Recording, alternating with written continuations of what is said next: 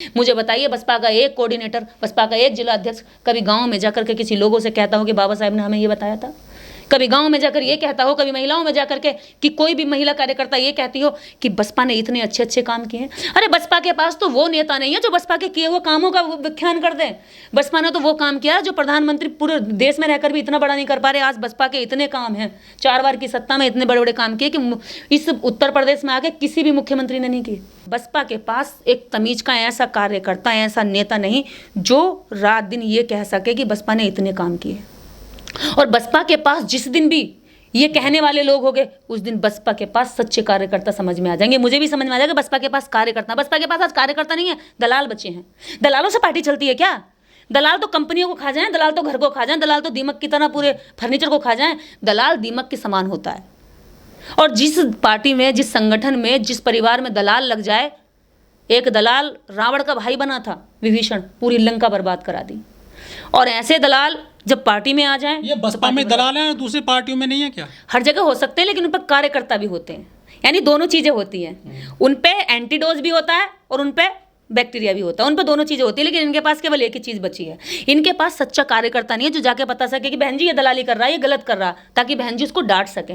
अब सारे दलाल हो गए, तू भी दलाल, मैं भी दलाल, मैं भी दलाल, भैया किसी की कोई नहीं कहेगा, जाके बस हाथ जोड़ लेंगे, बात खत्म हो तो जाएगी। बहुजनों का कहाँ है ठिकाना अब आजकल? देखिए बहुजनों का आज 2024 में कहाँ जाएगा बहुजन? बहुजनों का आजकल इस समय एट प्रेजेंट जब मैं बैठी हूँ आपसे बात कर रही हूँ, कोई ठिकाना नहीं है। बहुजन मिसगाइड है। बहुजन कहाँ जाए, बहुजन किसके पास जाए? बहुजन इधर से ही पिट रहा, बहुजन इधर से पिट रहा, सामने से पिट रहा, पीछे से पिट रहा। इसका कोई भी सुनने वाला नहीं है इस समय, इसकी कोई देखने वाला नहीं है।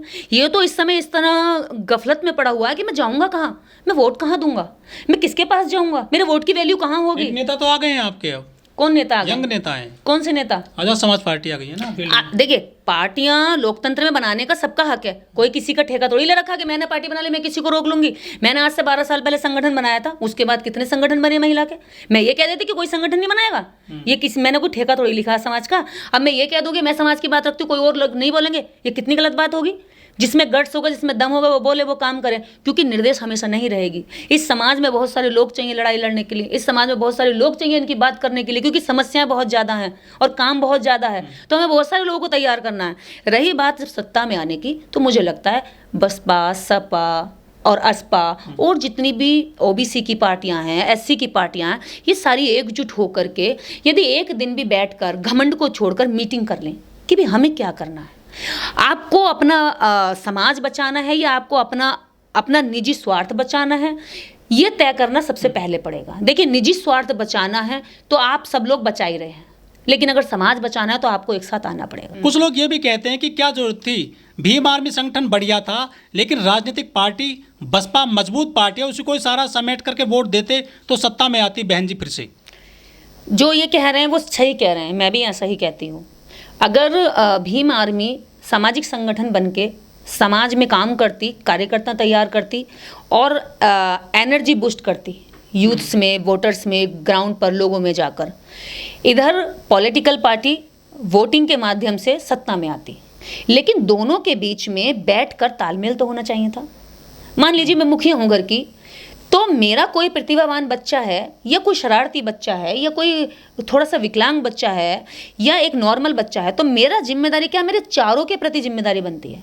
यदि विकलांग है तो मैं उसको उस तरह की फैसिलिटी दूंगी कि उसकी विकलांगता उसको महसूस ना और वो आगे बढ़े। ठीक है, समाज में इस तरह का गरीब तबका भी है हमारा, जो जिसके पास अपना विचार विवेक नहीं होता, किसी के भी कहने चल जाता है। एक शरारती तबका भी है जो दलाल बन जाता है, उस पर भी मेरी नज़र बनाने की मेरी जिम्मेदारी बनती है। तभी मैं मुखिया हूँ। जब पार्टी की मुखिया की ये जिम्मेदारी बनती है कि समाज में जो लोग काम कर रहे हैं उनको बुलाया जाए, उनको जांचा परखा जाए कि वो क्या काम कर रहे हैं, उनकी कितनी कैपेबिलिटी है, वो कितना कर सकते हैं, समाज के कहाँ काम आ सकते हैं। देखिए टूल्स पार्टी को कार्यकर्ता चलाते हैं, पार्टी को नीचे ग्राउंड पर कार्यकर्ताओं की जरूरत होती है। आज अगर बीजेपी यहाँ सत्ता में है तो उसके पीछे आरएसएस का हाथ है। आरएसएस के हजारों कार्यकर्ता काम करते हैं क्यों? क्योंकि उन्हें काम करना सिखाया जाता है। आप बताइए बसपा में ऐसा कहाँ कैडर होता है जहाँ पर काम करना सिखाया जहाँ त्याग करना सिखाया जाता हो, जहाँ पर यह सिखाया जाता हो कि आपको शादी नहीं करनी, आपको समाज ही आपका सब कुछ है, जहाँ यह सिखाया जाता हो कि आपको बच्चा पैदा नहीं करना, समाज का बच्चा और ये सब पार्टी यही आपका बच्चा, आपको इसी को पालना है। ऐसा कोई भी कैडर आप मुझे बता दीजिए जहाँ हो रहा हो मैं भी जाके बैठूं, जहाँ मैं भी शादी ना करूं, मैं भी बच्चे ना करूं, मैं भी पूरा जीवन ऐसे ही लगा दूं और मैं भी एक हजार और लोगों को सिखाऊं कि भाई शादी नहीं करनी है। जो शादी करके बच्चे कर चुके, हमें उस समाज के गरीब बच्चों के लिए हमें सत्ता में आने का सबसे पहला कदम उठाना है और उसके लिए आप और हम सारी त्याग करके कुर्बानियां देकर अपनी पार्टी को बचाएंगे, क्योंकि पार्टी हमारा घर है, हमारा सम्मान है, स्वाभिमान है, सब कुछ है। इस पार्टी को बचाने के लिए हम खुद को कुर्बान करेंगे। अगर ऐसा सिखाने के लिए पार्टी के अंदर कोई एक भी कैडर होता हो, मीटिंग होती हो, तो मुझे उसका पता बताइएगा, मैं जाऊंगी, 1000 लोगों को लेकर जाऊंगी। लेकिन जब ऐसा होता ही नहीं, सब अपनी अपनी बजा रहे हैं, सब अपने अपने घमंड में बैठे हैं, इधर वो अपने घमंड में। अरे भाई, जब घर का मुखिया घमंड में होगा तो घर तो टूटेगा ना। एक समय आएगा कोई उसकी ईंट ले जाएगा, कोई उसका दरवाजा उखाड़ के ले जाएगा, कोई उसकी क्या कहते हैं किचन का सामान उठा के ले जाएगा, कोई राशन चुरा के ले जाएगा। क्या बचेगा घर के अंदर? खंडर। फिर एक मुखिया बैठा रहेगा अपने घमंड में कि मैं तो बहुत ऊंचा हूं। मुखिया में घमंड नहीं, मुखिया में समाज को, परिवार को और देश को चलाने की समझ होनी चाहिए। उसमें इतनी फ्लेक्सिबिलिटी होनी चाहिए कि वो समय समय पर अगर जरूरत पड़े तो झुक जाए और जरूरत पड़े तो ऐंठ कर, डांट कर, टाइट भी कर दे। ये समझ और ये सुलझापन होना चाहिए। जब तक ये नहीं आएगा, कोई मुखिया की बात ना माने और खुद अपना अलग अलग घूमता रहे, अपनी पार्टी बना ले, संगठन बना ले। बिल्कुल, ये बात सही है। अगर मुखिया की बात ना माने, मुखिया की बात कब ना माने? जब मुखिया बुलाए। मान लो मैंने कहा भी तुम इधर आओ, ये काम करो, मैं तुम्हें काम देती हूँ, और वो तब काम नहीं कर रहा, तभी तो कहेंगे उसकी बात ना माने। जब तुमने घर बंद कर लिया है, मान लीजिए मैंने घर बंद कर दिया और मेरा बच्चा एक बाहर है और मेरा बच्चा बाहर से आवाज लगा रहा, मेरे को बुलाओ, अंदर बुलाओ, मैं अंदर आके कुछ कहना चाहता हूँ, मैं काम करना चाहता हूँ, मैं इस घर को सजाना चाहता हूँ, संवारना चाहता हूँ, मेरे पास कुछ है जो इस घर को देना चाहता हूँ, और मैं दरवाजा ही ना खोलूँ, तो मैं कैसे कह दूँ कि उसने मेरी बात नहीं मानी? ये तो एक तरह का झूठ फरेब हो गया ना। कैसे आप कह सकते हैं मैं घर में ही ना घुसने दूं और मैं कहूँ मेरी बात मानो? वो बालक अपना खुद का घर बना रहा अलग से, बिना बड़े बूढ़ों की सलाह लिए, वो खुद अपना चलना चाहता है। भाई, सलाह लेना चाहता है तो सलाह दे कौन रहा है उसको? मैं केवल एक चंद्रशेखर, आप चंद्रशेखर छोड़ दीजिए। इस समाज में इतने सारे कार्यकर्ता हैं काम करने वाले, क्या उन कार्यकर्ताओं को बसपा इस्तेमाल नहीं कर सकती? जब इस देश में इतने सारे कार्यकर्ताओं को आरएसएस इस्तेमाल कर सकती है, बजरंग दल में इस समाज के युवाओं को ले सकती है, बसपा क्यों नहीं बना सकती यूथ ब्रिगेड? बसपा क्यों नहीं बना सकती युवा वाहिनी? क्यों नहीं बना सकती यूथ को? बसपा के लिए क्यों नहीं काम कर सकती? क्यों नहीं बना सकती छात्र संघ? क्यों नहीं उन लड़कों से काम करवा सकती? आप पार्टी में मत दो, उन्हें संगठन में तो जगह दो। आप 2 जगह रखिए, एक संगठन, एक पार्टी। भाई, आप संगठन में जुड़ के जो लोग काम करना चाहते हैं निस्वार्थ भाव से, उस संगठन में काम करो, ठीक है? वो संगठन के लिए कैडर लेंगे, संगठन में काम करेंगे। लेकिन जो पार्टी में जुड़ेंगे, पार्टी का रूल्स रेगुलेशन अलग है, उसकी प्रोटोकॉल अलग है, संगठन की अलग है। आप संगठन में काम करिए, 2 लाइनें पैरेलल चलती हैं किसी भी सत्ता में स्थापित होने के लिए और बने रहने के लिए। सत्ता में आना आसान, लेकिन सत्ता में टिके रहना मुश्किल काम है, और ये बात कांशीराम साहब जानते थे, इसीलिए उन्होंने सत्ता के साथ साथ पैरेलल कैडर का काम चलाया था। आज कहाँ है कैडर? कहाँ चले गए कैडर के लोग? आज भी गांव-गांव में इतने बुजुर्ग मिलते हैं जिन्होंने कुछ भी नहीं पाया सब बसपा से, लेकिन वो अभी भी कहते हैं हम कैडर देने को तैयार हैं। क्यों नहीं उन्हें कैडर के लिए इस्तेमाल करते? क्यों नहीं उन्हें पार्टी को मजबूत करने के लिए करते? मेरे जैसे लोग जिनको ना रोटी चाहिए, ना तुमसे पैसा चाहिए, ना तुमसे सिक्योरिटी चाहिए, ना तुमसे पद चाहिए, ना कुछ पोस्ट चाहिए, ना किसी तरह का तुमसे सम्मान की लालच है। भाई, ये छोड़िए कि सम्मान भी चाहिए, बस इतना चाहिए कि सरकार में आने के लिए बसपा इस तरह के संगठनों का गठन करके उन्हें काम के लिए छोड़ दे और कभी उनकी शक्ल ना देखे, बस इतना कह दे कि तुम्हारी ये जिम्मेदारी है, तुम्हें ये निभानी है। क्या ऐसा कर सकती है बसपा? है बसपा में ये दम? या बसपा में कोई सुनता गिनता नेता बचा भी है या नहीं बचा है? सारे दलालों की भर्ती कर ली गई है।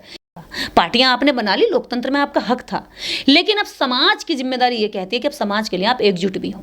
जब वो लोग एकजुट हो सकते हैं, वो 1-1 दिन की, 2-2 दिन की पैदा हुई पार्टियों को इकट्ठा कर सकते हैं, उन्हें बुला सकते हैं, निमंत्रण दे सकते हैं। आप जानते हैं बीजेपी, हाँ, बीजेपी 1-1 दिन की बनी हुई, जो अभी 1 महीने पहले बनी, जिसके पास 3 कार्यकर्ता भी नहीं है, उनको भी वो बुलाते हैं, बुके देते हैं, पटका पहना देते हैं, अपना बना लेते हैं और उनको फिर कहते हैं आप जाओ पार्टी के लिए काम करो। बसपा नहीं कर सकती क्या ऐसा काम? बसपा क्यों नहीं कर सकती ऐसा काम? वो 38 पार्टियां बना सकती है, तो बसपा के पास तो 250 पार्टियां होंगी केवल उत्तर प्रदेश के अंदर। मैं जिस जिले में जाती हूँ, मुझे 1-2 पार्टी का आदमी मिल जाता है कि हमारी पार्टी से जुड़ो, तो क्यों नहीं बना सकती बसपा? लेकिन बसपा ऐसा काम क्यों नहीं करती? मेरी समझ में नहीं आता कि हमें समाज जोड़ करके समाज को बचाना है या समाज तोड़ करके समाज को डुबाना। आज ये समझ में नहीं आ रहा। देखिए, आज तक वोट की अगर बात रही तो मेरे घर में मेरे माँ बाप आज ही बुजुर्ग हो गए, लेकिन वो बसपा के अलावा उनसे वोट की बात करो तो उन्हें समझ में नहीं आती। उनके फिक्सिस वोट है, उनकी जो माइंड सेट है वो बसपा के लिए है, क्योंकि बसपा ने उनको सम्मान दिलाया, स्वाभिमान दिलाया, आत्मसम्मान जगाया उनका। पूरे गाँव के अंदर जब मैं जाती हूँ, बातचीत करती हूँ, तो लोगों में ये बात होती है कि हम बसपा को वोट देंगे। कारण यही है कि वो आज भी चाहते हैं कि बसपा दोबारा से अंगड़ाई भरे, उठे, काम करे, यहाँ सच्चे कार्यकर्ताओं की भी वैल्यू हो। बहन जी से मिलने का जो रास्ता है वो इतना कठिन है कि एक आम कार्यकर्ता मिल नहीं सकता।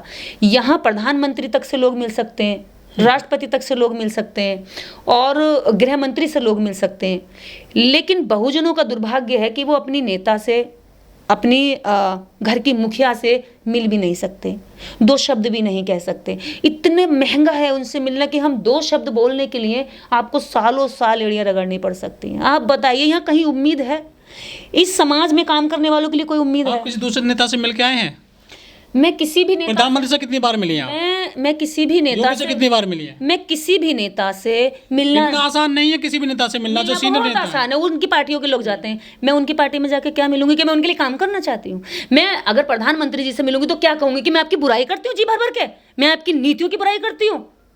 मैं मुख्यमंत्री जी से जाकर मिलूंगी तो मैं उनसे क्या कहूंगी? मैं आपकी गलत नीतियों को उजागर कर समाज में आपके खिलाफ खड़ा करती हूँ, क्या कहूंगी? मिलेगा किससे आदमी, किससे मिलेगा? अगर आप ये कुतर्क कर रहे हैं कि आप मुख्यमंत्री से कितनी बार मिली, प्रधानमंत्री से कितनी बार मिली, गृह मंत्री से कितनी बार मिली, कि मिल सकते हैं, आसान होगा? उनकी पार्टी के लोगों का आसान होगा, उनकी पार्टी के लोगों के लिए आसान होगा। हमारे समाज के आदमी का कितना आसान है मुझे बताइए? यहाँ का एक एमएलए भी ऐसे घमंड में चूर होया बैठा रहता है कि भाई मैं तो बहुत बड़ी तोप हो गया हूँ, अगर कोई मेरे सामने आके मैं रॉकेट की तरह छूट जाऊंगा और उसको उड़ा दूंगा। अरे जब तुम लोगों की सोच इतनी घटिया, अपने व्यक्ति के साथ मिलने में, बैठने में तुम्हारा घमंड जमीन पर आता है, तो कैसे तुम समाज को जोड़ोगे? मैं बीजेपी के, कांग्रेस के एज ए सामाजिक होने के नाते कभी भी मिल सकती हूँ। आप ये मत सोचिए कि मेरे लिए मुश्किल होगा, मेरे लिए बहुत आसान है मिलना। लेकिन मैं उन लोगों की बात कर रही हूँ जो हमारे समाज के गरीब लोग और अपने नेता से मिलना चाहते हैं। यहाँ से वहाँ तक का पुल इतना महंगा क्यों कि वो यहाँ से वहाँ तक पहुँचने में इतनी उनकी जिद्दोजहद लगानी पड़े?